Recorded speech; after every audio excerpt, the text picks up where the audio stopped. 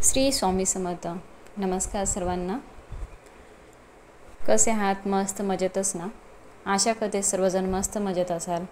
सर्वांच्या सर्व मनोकामना, इच्छा, आकांक्षा पूर्ण होत ही स्वामीचरणी प्रार्थना करते आणि आजच्या व्हिडिओला सुरुवात करते. तर बघा, सकाळी उठल्यावर आपल्याला काय करायचं असतं जेणेकरून की आपल्या आयुष्यामध्ये भरभराट राहील, आपली प्रगती होत राहील. आपण काही गोष्टी करायच्या असतात जेणेकरून की आपल्या जी काही अडचणी आहेत, अडलेली कामे आहेत, ते मार्गी लागतात. तर आजच्या व्हिडिओला सुरुवात करण्या अगोदर चॅनलला सबस्क्राईब केलं नसेल तर लगेच सबस्क्राईब करा आणि कमेंटमध्ये श्री स्वामी समर्थ लिहायला विसरू नका. तुमचा खिसा आणि तिजोरी पैशांनी भरलेली असेल तर आजच्या काळात ज्याला पैशाची गरज नाही, तो गरीब असो वा श्रीमंत, सर्वांना पैशाची गरज तर असतेच. पैशाशिवाय कोणतंही काम होत नाही, धर्म किंवा कोणतेही कर्म करता येत नाही. पैशाशिवाय आपण गरिबांना मदत तर करू शकत नाही आणि भुकेल्या व्यक्तीची तर भूक भागवूच शकत नाही. म्हणून आयुष्यामध्ये पैसे कमवण्यासाठी काही माणूस करतो, काहीही करतो माणूस. असे बरेच लोक आहेत जे कठोर परिश्रम करून पैसे कमवतात, परंतु पैसा त्यांच्या हातात राहत नाही. आलेला पैसा टिकत नाही, घरामध्ये लक्ष्मी स्थिर राहत नाही.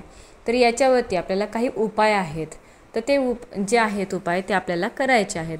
तर आपल्या प्राचीन धार्मिक ग्रंथामध्ये देखील ते तपशिलावर स्पष्ट केलं आहे की या छोट्या आणि सोप्या उपायांनी कोणताही व्यक्ती आपले भाग्य बदलू शकतो, वाईट दिवसांमधून तो बाहेर निघू शकतो. तर चला, कोणते उपाय आहेत ते आपण बघूया.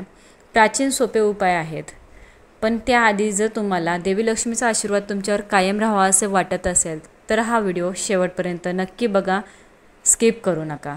लवकर उठा आणि सर्वात आधी तुम्हाला काही वेळ तुमचे तळवे पाहायचे आहेत. नंतर ते तुमच्या चेहऱ्यावर 3 ते 4 वेळा घासावे लागतील. हाताचे तळवे तुम्हाला पाहायचे आहेत. हाताचे तळवे तुम्हाला चेहऱ्यावरती घासायचे. धार्मिक ग्रंथानुसार तळहाताच्या वरच्या भागात देवी लक्ष्मीचे स्थान असतं, तळहाताच्या मध्यभागी देवी सरस्वतीचं स्थान आहे आणि खालच्या भागात भगवान विष्णूचे स्थान असतं. म्हणून जर तुम्ही सकाळी उठून सर्वात आधी तुमच्या तळहाताकडे बघितलं आणि ते तुमच्या चेहऱ्यावर लावलं तर तुमचे आरोग्य सुधारतं.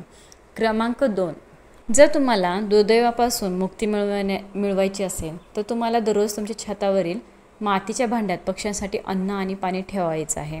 असं केल्याने तुमच्या समस्या हळूहळू सुटतात, तेच म्हणजेच संपेल, तुमचे दुर्दैव नशिबात बदलेल.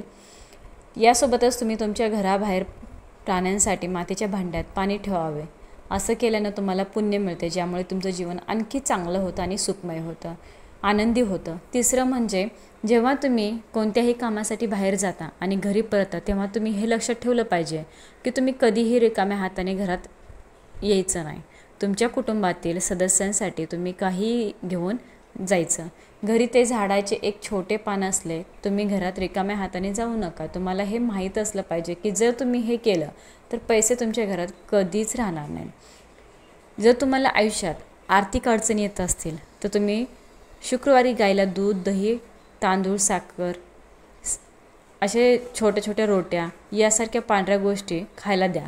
आपल्या प्राचीन ग्रंथामध्येही हा उपाय स्पष्टपणे लिहिलेला आहे. असे केल्याने जीवनाची आर्थिक परिस्थिती सुधारते. आपल्या निसर्गातील सर्वात मोठा देव म्हणजे कोणता देव आहे तर सूर्यदेव आहे, जो की आज पण आपण त्या देवाला बघू शकतो. तर अशा परिस्थितीत जर तुम्हाला तुमचे नशीब उजळायचं असेल तर तुम्ही सूर्यदेवाची पूजा नक्कीच करा. दररोज सकाळी स्नान केल्यानंतर सूर्यदेवाला पहिलं जल अर्पण करा. तुम्हाला हे द्यावंच लागेल अर्घ्य. तुमचे नशीब बदलेल आणि लवकरच तुमचे चांगले दिवस सुरू होतील. दररोज सकाळी जेवण बनवताना तुम्ही नेहमीच गाईसाठी बनवलेली पहिली भाकरी तशीच ठेवा आणि संध्याकाळी जेवण बनवताना शेवटची भाकरी कुत्र्यासाठी ठेवायची. तुम्हाला हा नियम बनवावाच लागेल की पहिली भाकरी आणि शेवटची भाकरी फक्त गाय आणि कुत्र्यासाठीच असावी. असं केल्यानं तुमचा शत्रू पराभूत होतो. गाय ही पृथ्वीवर देवाची देणगी मानली जाते. तिच्या पोटामध्ये 33 कोटी देव असतात. अशा परिस्थितीत जर तुम्ही तिच्यासाठी एक भाकरी ठेवली तर तुमच्या सर्व इच्छा पूर्ण होतात. तुम्ही तुमच्या घरासाठी एक रोटी ठेवावी. तुम्ही दररोज सकाळी घराच्या आत आणि बाहेर झाडू मारला.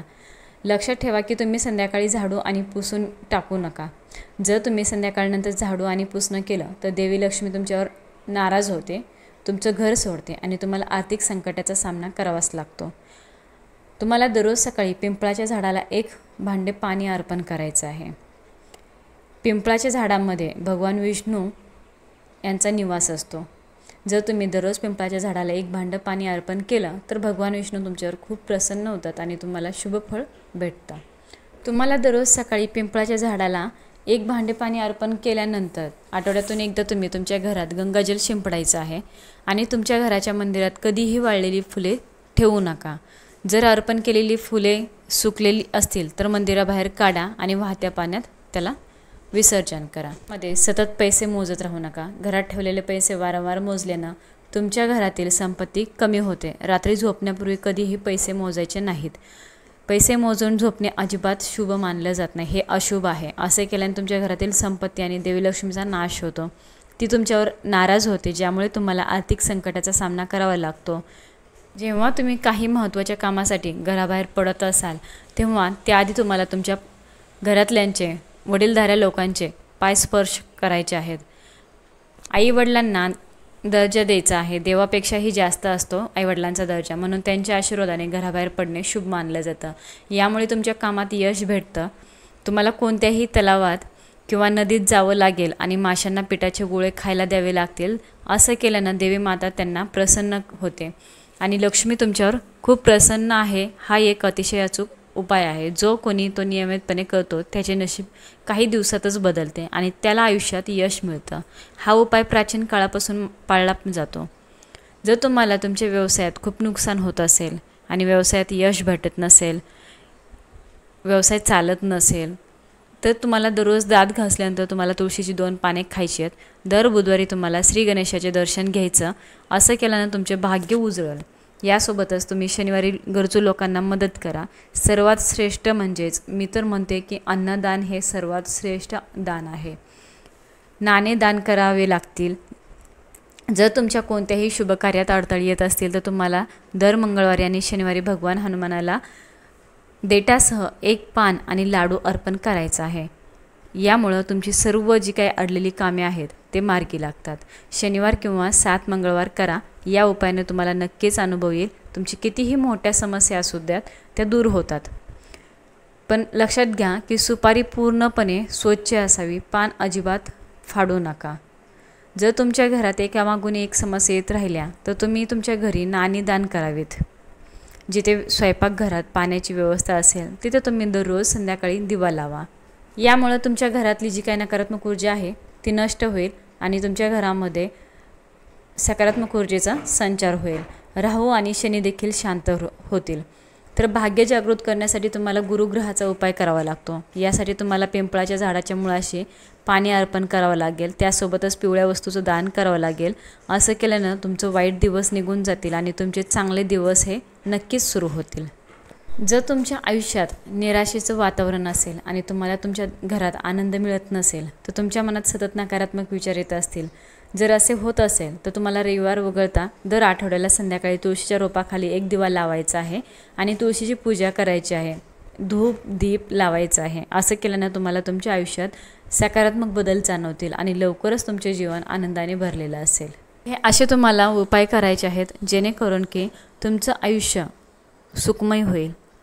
जीवनामध्ये तुमच्या पैशाची भरभराट राहील। तर सकाळी उठल्यापासून तुम्हाला हे उपाय केल्यानंतर काही उपाय केले तर आपल्याला त्याचा काही ना काही अनुभव येतच राहतो आणि स्वामी महाराज प्रत्येक इच्छा पूर्ण तर करतच असतात। फक्त सेवा करा आणि मनापासून करा, उपाय करा आणि आयुष्यामध्ये भरभराट मिळवा। व्हिडिओ शेवटपर्यंत बघितल्याबद्दल सर्वांना धन्यवाद। श्री स्वामी समर्थ।